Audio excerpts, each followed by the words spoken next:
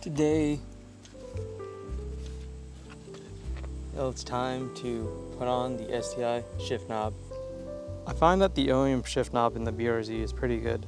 It has decent weight. It has overall solid construction with a plastic or Delrin possibly based construction overall with a steel core and leather wrap. However, I'm in the itch to swap it out, which I'll be doing today. I'll be putting on the STI shift knob. The STI shift knob is an accessory that's available for this car, and I got mine off of Facebook Marketplace. And it's actually a Gen 1 shift knob, but it should fit. Or I guess we'll find out if it doesn't. I have them both off. Let's do a quick weight comparison. Just gotta clean off this old Amazon Basic scale. Get all the good stuff off it. 0 grams, want this in grams. OEM one up first. We're at 198. Now the STI one, 272. So just about 74 grams heavier, which is kind of funny because in hand, this feels a bit more substantial. The OEM one, like I said, being plastic or plastic based in some sense, it isn't really apparent that it's heavy until you take it off the rod or the shifter itself. In hand, you can tell sort of that the weights are somewhat comparable, although this does feel heavier. As far as material construction goes, the OEM shift knob is pretty nice, to be honest. Better than I was expecting for a car like this. However, I just wanted a more solid feel, a more higher quality construction overall. Although this isn't bad by any means. You can see sort of it has this nice leather wrapped circumference with some solid patina on it, which is really cool. That just happens due to age, as you drive the car, more or less. This acrylic top, and you can't really see it, but the inside is steel. That's what the threads are.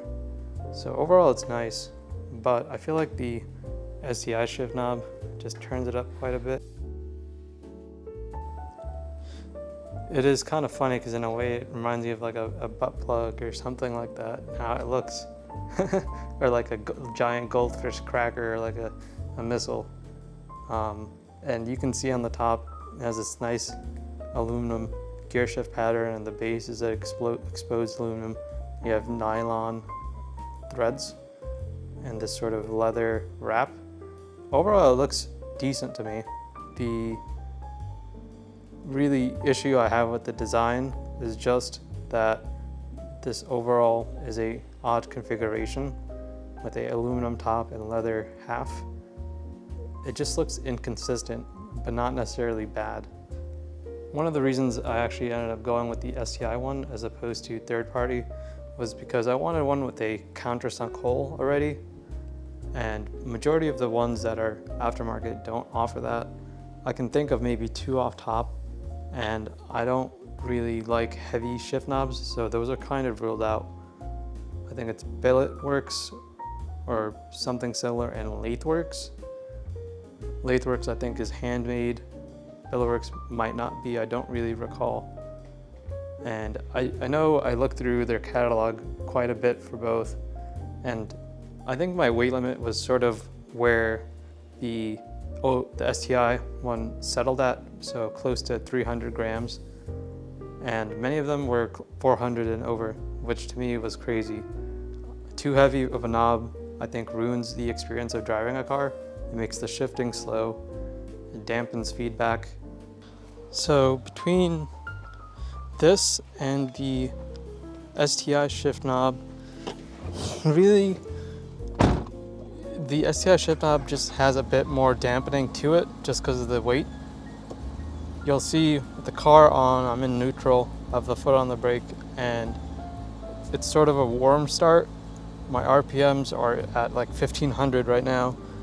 The knob is rattling just a bit. It's not making an audible noise, but it's sort of just vibrating in place. And the vibration is a bit more apparent than the weighted STI shift knob. Although this is not really a negative complaint about the car, like who really cares about this shit? It's just one of the only things you notice between the two knobs, other than, you know, build quality and material. And as you can see, my idle has dropped to like 700 RPM. Obviously the lack of engine speed has caused a bit more NVH in the cabin. You see it's vibrating quite a bit more. Now, if I turn the car off, you can see it kind of shook in place quite a bit. Now, we'll see how it is with the STI knob.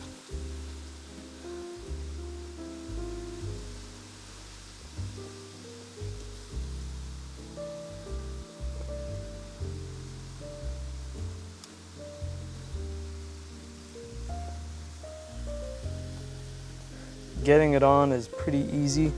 It's the same thread. It's just that it is a bit tighter to get on, possibly because, I don't know, it's nylon threads as opposed to steel threads. I don't really know. It just is tighter to get on. You need more torque applied to it, I guess, to actually tighten it down. And it looks like I'm reaching the limit here as far as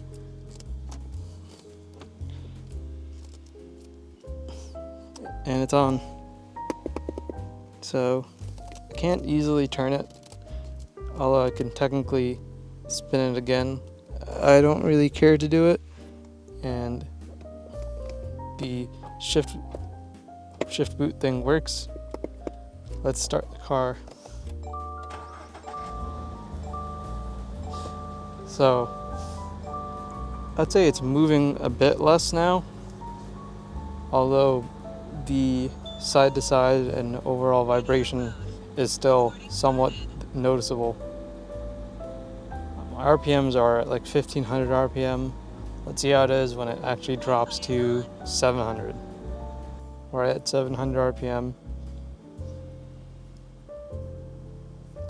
I'd say this is slightly less noticeable than the OEM one, although this is not really a complaint of the car, like I said. Who really cares about shit like this? Let's turn the car off. I'd say that off vibration is significantly less than the OEM one, or at least much more noticeably less, although it's not really a, like I said, problem with the car. Now, would I buy this? Obviously I would, because I bought it, but I don't think I would buy it new. I got this for $100, and I'm not like a Subaru person, but I thought having a STI shift knob while I have the STI lip kit would be pretty cool. And I think there are better options for what Subaru sells this for. Subaru sells this for like $300. I'd say fuck that.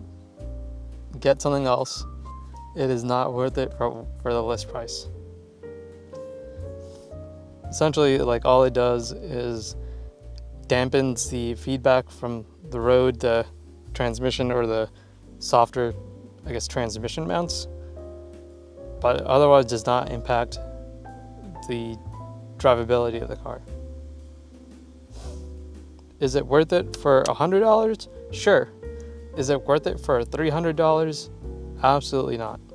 For $300, I would opt for one that is, me personally, wooden and has the same countersunk. You could probably get one custom made.